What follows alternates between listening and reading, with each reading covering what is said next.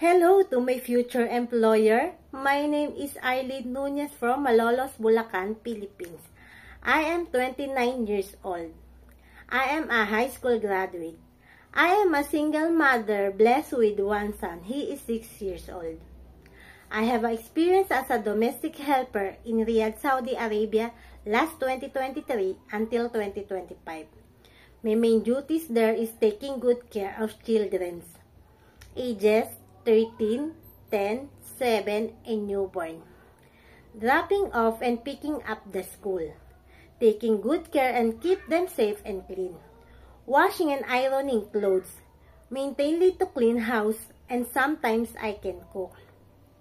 I am dedicated and able to handle multitask in daily basis. Hardworking, honest, trustworthy, and always willing to learn a new skills. Thank you and God bless, Mom and Sir.